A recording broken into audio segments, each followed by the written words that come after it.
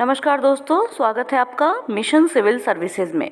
Friends, our mission your success के तहत 29 अक्टूबर 2021 के करंट अफेयर्स के प्रश्नों के साथ ये वीडियो तैयार की गई है। फ्रेंड्स, अगर आप हमारे चैनल पे पहली बार आ रहे हैं तो इसे सब्सक्राइब कर लें, और अगर सब्सक्राइब कर चुके हैं तो बेल आइकन ज़रूर दबा दें ताकि हमारे हर आने वाली वीडियो की नोटिफिकेशन आपको सबसे पहले मिल सके। चलिए फ्रेंड्स, शुरू करते हैं अपने प्रश्नों को। पहला प्रश्न है कि भारतीय टेलीग्राफ राइट ऑफ वे नियमों में हाल के संशोधनों के अनुसार प्रति किलोमीटर अधिकतम एकमुश्त मुआवजा क्या है? ऑप्शंस हैं 500 रुपये, 1000 रुपये, 5000 रुपये, 10,000 रुपये। आंसर है बी, 1000 रुपये। फ्रेंड्स, केंद्र सरकार ने हाल ही में भारतीय टेलीग्राफ राइट ऑफ वे संशोधन नियम 2021 को अधिसूचित किया। इसने 1000 प्रति किलोमीटर का मामूली एकमुश्त मुआवजा तय किया है। इस संशोधन का उद्देश्य ओवरग्राउंड टेलीग्राफ लाइन की स्थापना के लिए एक समान प्रक्रिया को शामिल करना भी है। ये देश भर में डिजिटल संचार अवसंरचना की स्थापना और संवर्धन के लिए अनुमति प्रक्रियाओं को और भी ज़्यादा आसान बनाएंगे। दूसरे प्रश्न को देखते हैं। हाल ही में आरबीआई नियमों के अनुसार एनबीएफसी द्वारा प्रति उधारकर्ता अधिकतम आईपीओ फंडिंग क्या है? ऑप्शन को देखिए। 25 लाख रुपए, 50 लाख रुपए, 1 करोड़ रुपए, 5 करोड़ रुपए। सही आंसर है सी, 1 करोड़ रुपए। देखिए, प्रश्न यहाँ पे पूछ रहा है कि हाल में आरबीआई नियमों के अनुसार एनबीएफसी के द्वारा प्रति उधारकर्ता अधिकतम आईपीओ फंडिंग क्या है? सही आंसर क्या है हमारा? 1 करोड़ रुपए। भारतीय रिजर्व बैंक ने गैर बैंकिंग वित्त कंपनियों यानी एनबीएफसी के लिए, नॉन बैंकिंग फाइनेंस कंपनीज के लिए नियमों का एक नया सेट जारी किया है। इसमें 1 अप्रैल 2022 से आईपीओ निवेशकों को प्रति उधारकर्ता 1 करोड़ रुपए तक उधार सीमित करना शामिल है। वर्तमान में कुछ उच्च निवल मूल्य वाले व्यक्ति आईपीओ में निवेश के लिए एनबीएफसी से 100 करोड़ रुपए से अधिक का उधार ले रहे हैं। ये सारे प्रतिबंध आरबीआई के पैमाने आधारित नियमों का एक पार्ट है, और इसका मुख्य उद्देश्य है कि प्रणालीगत सिस्टमेटिक जो भी इस प्रोसेस से संबंधित, सिस्टम से संबंधित रिस्क है, उन सबको कम करना। अगला प्रश्न है कि हाल ही में किस देश ने 2050 तक नेट जीरो के लिए सैद्धांतिक समर्थन दिया है? ऑप्शंस हैं ऑस्ट्रेलिया, नॉर्वे, संयुक्त राज्य अमेरिका, न्यूजीलैंड। आंसर है ए, ऑस्ट्रेलिया। हाल ही में ऑस्ट्रेलिया ने 2050 तक नेट जीरो के लिए सैद्धांतिक समर्थन दे दिया है। देखिए, इसके एक्सप्लेनेशन को देखते हैं। शुद्ध कार्बन उत्सर्जन को शून्य करने के लक्ष्य को इन्होंने सैद्धांतिक तरीके से समर्थन दिया है। इस लक्ष्य की घोषणा यहाँ के प्रधानमंत्री स्कॉट मॉरिसन ने की जब ये स्कॉटलैंड के ग्लासगो में संयुक्त राष्ट्र शिखर सम्मेलन के लिए रवाना हुए हैं। ये पेरिस जलवायु शिखर सम्मेलन में 2015 की अपनी प्रतिज्ञा से आगे नहीं बढ़ा है कि 2030 तक उत्सर्जन को 2005 के स्तर से 26% कम करके 28% कर दिया जाए। इसी दिशा में ये अगला कदम है ऑस्ट्रेलिया की तरफ से। भारत के किस पड़ोसी देश ने भूमि सीमा सुरक्षा को मजबूत करने के लिए एक नया कानून पारित किया है? नेपाल, चीन, श्रीलंका, बांग्लादेश। सही आंसर है बी, चीन। चीन ने भूमि सीमा सुरक्षा को मजबूत करने के लिए एक नया कानून पारित किया है। भारत के साथ विवादित सीमा पर चल रहे सैन्य तनाव के बीच में चीन ने सैन्य तनाव को कवर करने के लिए या इसके लिए उपाय निकालने के लिए भूमि सीमा सुरक्षा को मजबूत करने के लिए एक नया कानून पारित किया। कानून भारत चीन सीमा क्षेत्रों में सामाजिक आर्थिक विकास में सुधार के साथ साथ चीन की भूमि सीमाओं की सैन्य रक्षा के संयोजन को औपचारिक बनाता है। ये तिब्बती ग्रामीणों सहित सीमावर्ती क्षेत्रों में रहने वाले नागरिकों के साथ मिलकर काम करने के लिए पीपुल्स लिबरेशन आर्मी की नीति को भी मजबूत करता है। चलते हैं 5वें प्रश्न पर। हाल ही में 51वें दादा साहब फाल्के पुरस्कार से किस भारतीय अभिनेता को सम्मानित किया गया? ऑप्शंस हैं रजनीकांत, कमल हसन, मोहनलाल, चिरंजीवी। सही आंसर है ए रजनीकांत। हाल ही में रजनीकांत को 51वें दादा साहब फाल्के पुरस्कार से सम्मानित किया गया है।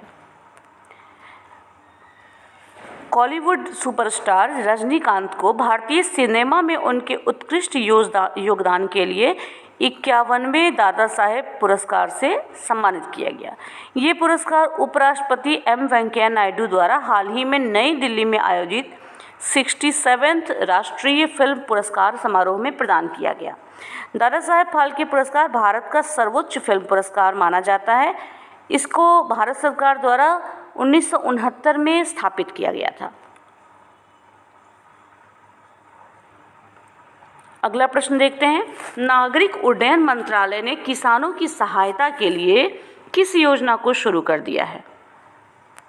ऑप्शन से कृषि उड़ान 2.0, आम उड़ान 2.0, सहायता उड़ान 2.0, उर्वरक उड़ान 2.0। आंसर है ए कृषि उड़ान 2.0। प्रश्न एक बार फिर देखते हैं। नागरिक उड्डयन मंत्रालय ने किसानों की सहायता के लिए कौन सी योजना को शुरू किया है? क्या आंसर है हमारा? कृषि उड़ान 2.0।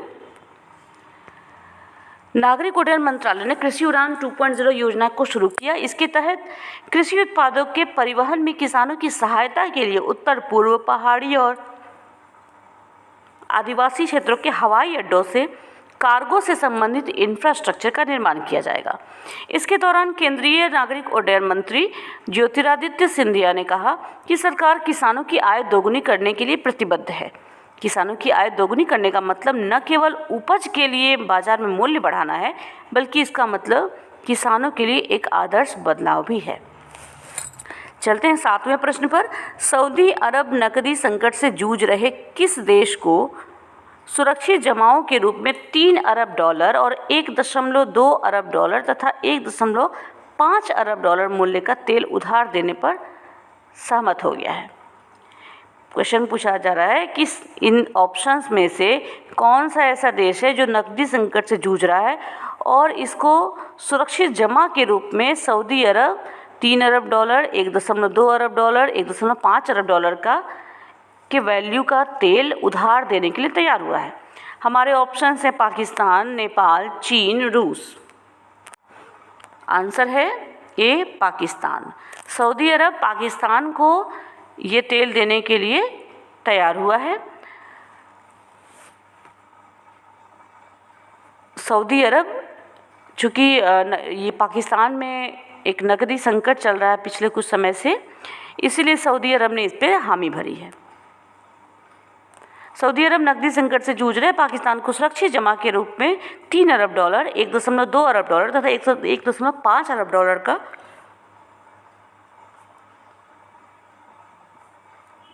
तेल उधार देने पर सहमति जताई है। सऊदी अरब तत्काल 1 साल के लिए पाकिस्तान के खाते में $3 अरब अमेरिकी जमा करेगी और कम से कम अक्टूबर 2023 तक अंतर्राष्ट्रीय मुद्रा कोष कार्यक्रम के पूरा होने तक इसे जारी रखा जाएगा। अगला प्रश्न है कि भारतीय रिजर्व बैंक आरबीआई ने किसको जम्मू कश्मीर बैंक का अगला प्रबंध निदेशक और मुख्य कार्यपालक अधिकारी अर्थात सीईओ नियुक्त किया है? ऑप्शन से राहुल सचदेवा, मोहन सिंह, बलदेव प्रकाश, अनिल प्रकाश। सही आंसर है सी बलदेव प्रकाश। आरबीआई ने बलदेव प्रकाश को जम्मू कश्मीर बैंक का अगला प्रबंध निदेशक और मुख्य कार्यपालक अधिकारी के रूप में नियुक्त किया है। भारतीय रिजर्व बैंक ने बलदेव प्रकाश को इस पोस्ट पर नियुक्त किया। इनकी नियुक्ति पदभार ग्रहण करने की तारीख या 10 अप्रैल 2022, इनमें से जो भी पहले आ जाए, से 3 साल के लिए होगी।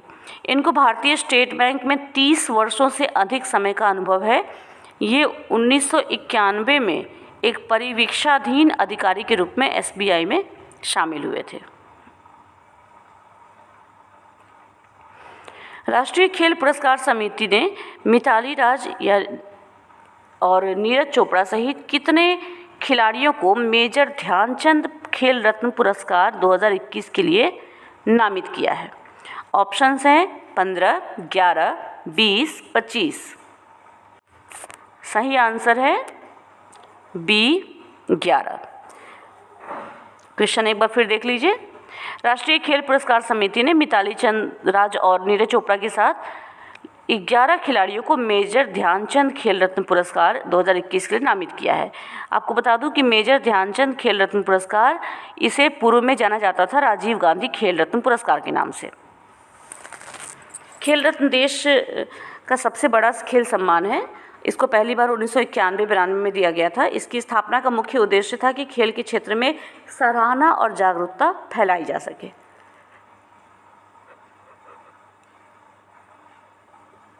अगला प्रश्न है कि उत्तर प्रदेश सरकार ने फैजाबाद रेलवे स्टेशन का नाम बदलकर इनमें से क्या रखने की घोषणा की है? ऑप्शंस हैं A, Faizabad cantt, B, Ayodhya cantt, C, Ramayan cantt and D, Ram Janmabhoomi cantt. सही उत्तर है B, अयोध्या कैंट। उत्तर प्रदेश सरकार ने फैजाबाद रेलवे स्टेशन का नाम बदलकर अयोध्या कैंट रखने की घोषणा की है। उत्तर प्रदेश के फैजाबाद रेलवे जंक्शन का नाम बदल दिया गया है। इसको अयोध्या कैंट के रूप में जाना जाएगा। यूपी की योगी आदित्यनाथ सरकार ने ये फैसला किया है। योगी राज सरकार ने फैजाबाद ज़िले का नाम बदलकर ऑलरेडी पहले ही अयोध्या कर दिया था। इसके पहले मुगल सराय रेलवे स्टेशन का नाम बदलकर दीनदयाल उपाध्याय नगर और मंडुआडीह का नाम बदलकर बनारस रेलवे स्टेशन किया गया था। भारत ने हाल ही में अग्नि 5 मिसाइल का सफल परीक्षण किया है। ये मिसाइल कितनी दूर तक अपना लक्ष्य भेज सकती है? ऑप्शन से 5000 किलोमीटर, 3000, 4500, 4000। आंसर है A, 5000 किलोमीटर दूरी तक। अग्नि 5 मिसाइल, जिसका भारत ने हाल में ही परीक्षण किया है, ये 5000 किलोमीटर की दूरी तक अपना लक्ष्य भेज सकती है। 27 अक्टूबर 2021 को सतह से सतह पर वार करने वाली, ठीक है, सतह से सतह पर वार करने वाली बैलिस्टिक मिसाइल अग्नि 5 का सफल परीक्षण किया। इस मिसाइल को ओडिशा के APJ अब्दुल कलाम द्वीप से लॉन्च किया गया है। इसकी रेंज 5000 किलोमीटर बताई जा रही है। इसको DRDO और भारत डायनेमिक्स लिमिटेड द्वारा विकसित किया गया है। इसका वजन लगभग 50,000 किलोग्राम है। ये मिसाइल 1.75 मीटर लंबी है और इसका व्यास 2 मीटर है। अगला प्रश्न है कि इंडिया पोस्ट पेमेंट बैंक और किस बैंक ने 26 अक्टूबर 2021 को घोषणा की है कि पेमेंट बैंक के लगभग 4.7 करोड़ ग्राहकों को होम लोन लाने की पेशकश करने हेतु एक रणनीतिक साझेदारी की गई है? ऑप्शंस हैं देना bank, axis bank, HDFC bank, ICICI bank. Answer है C, HDFC बैंक। एक बार फिर से प्रश्न को देख लीजिए। इंडिया पोस्ट पेमेंट बैंक के साथ किस बैंक ने 26 अक्टूबर 2021 को ये घोषणा की है कि पेमेंट बैंक के लगभग 4.7 करोड़ ग्राहकों को होम लोन की पेशकश करने हेतु एक साझेदारी रणनीतिक तरीके से की गई है? आंसर क्या है? HDFC bank. आगे बढ़ते हैं। इंडिया पोस्ट पेमेंट बैंक और HDFC बैंक ने 26 अक्टूबर 2021 को ये घोषणा की है कि पेमेंट के लगभग 4.7 करोड़ ग्राहकों को होम लोन की पेशकश करने के लिए एक रणनीतिक साझेदारी की गई है। इस साझेदारी का मुख्य उद्देश्य है कि HDFC होम लोन उत्पादों को ग्राहकों तक ले जाया जाना, विशेष रूप से बिना बैंक वाले और कम सेवा क्षेत्रों वाले, जिनमें से कई के पास वित्त की बहुत कमी या होती है या फिर पहुंच ही नहीं होती है। अगले प्रश्न पे चलते हैं। कौन सा राज्य खुले में शौच से मुक्त पहला राज्य बन गया है? ऑप्शन है बिहार, पंजाब, हरियाणा, गोवा। सही उत्तर है डी गोवा। गोवा खुले में शौच से मुक्त पहला राज्य बन गया है। प्रधानमंत्री मोदी जी ने कहा कि गोवा ने खुले में शौच मुक्त यानी ODF के लक्ष्य को हासिल कर लिया है। हर घर जल मिशन के तहत गोवा इस उपलब्धि को हासिल करने वाला पहला राज्य बन गया है। उन्होंने कहा कि महिलाओं की सुविधा और सम्मान के लिए गोवा कई सरकारी योजनाओं को सफलतापूर्वक लागू कर रहा है। शौचालय, उज्ज्वला गैस कनेक्शन या जनधन खाते हो, सभी में महिलाओं के लिए भी तरह तरह की सुविधाएं प्रदान करने में गोवा ने बहुत अच्छा काम किया है। तो चलिए एक क्विक रिवीजन कर लेते हैं इसके बाद, क्योंकि हमारे प्रश्न यहाँ पे समाप्त हो चुके हैं। क्विक रिवीजन से आपका भी रिवीजन हो जाएगा। पहला प्रश्न है कि भारतीय टेलीग्राफ राइट वे ऑफ नियमों के हाल के जो संशोधन हुए हैं, इसके अनुसार प्रति किलोमीटर अधिकतम एकमुश्त मुआवजा क्या है? सही आंसर है बी, 1000 रुपये। हाल के RBI नियमों के अनुसार NBFC द्वारा प्रति उधारकर्ता अधिकतम IPO फंडिंग कितनी है? ये है 1 करोड़ रुपए। हाल में किस देश ने 2050 तक नेट जीरो के लिए सैद्धांतिक समर्थन दिया है? ये दिया है ऑस्ट्रेलिया ने। भारत के किस पड़ोसी देश ने भूमि सीमा सुरक्षा को मजबूत करने के लिए एक नया कानून पारित किया है? ये कानून पारित किया है बी, चीन ने। 51वें दादा साहब फाल्के पुरस्कार से किस भारतीय अभिनेता को सम्मानित किया गया है? रजनीकांत को। नागरिक उड्डयन मंत्रालय ने किसानों की सहायता के लिए किस योजना को शुरू कर दिया है? ये शुरू किया गया है कृषि उड़ान 2.0 को। सऊदी अरब नकदी संकट से जूझ रहे किस देश को इतने मूल्य का तेल उधार देने पर सहमत हो गया है? सही उत्तर है ए, पाकिस्तान। भारतीय रिजर्व बैंक ने किसको जम्मू कश्मीर बैंक का अगला प्रबंध निदेशक और मुख्य कार्यपालक अधिकारी नियुक्त किया है? आंसर है सी, बलदेव प्रकाश। राष्ट्रीय खेल पुरस्कार समिति ने मिताली राज, नीरज चोपड़ा सहित कितने खिलाड़ियों को मेजर ध्यानचंद खेल रत्न पुरस्कार 2021 के लिए नामित किया है? सही आंसर है बी, 11। उत्तर प्रदेश सरकार ने फैजाबाद रेलवे स्टेशन का नाम बदलकर क्या कर दिया है? अयोध्या कैंट। भारत ने हाल में अग्नि 5 मिसाइल का सफल परीक्षण किया है। ये कितनी दूर तक अपना लक्ष्य भेज सकती है? ए, 5000 किलोमीटर दूर तक। इंडिया पोस्ट पेमेंट बैंक और किस बैंक ने 26 अक्टूबर 2021 को घोषणा की कि पेमेंट बैंक के लगभग 4.7 करोड़ ग्राहकों को होम लोन की पेशकश करने हेतु एक रणनीतिक साझेदारी की गई है? आंसर है सी, HDFC बैंक। कौन सा राज्य खुले में शौच से मुक्त पहला राज्य बन गया है? डी, गोवा। इसी के साथ हमारा आज का वीडियो समाप्त होता है। उम्मीद करती हूँ कि आपको इससे ज़रूर फ़ायदा होगा। बने रहिए हमारे साथ। Thank you.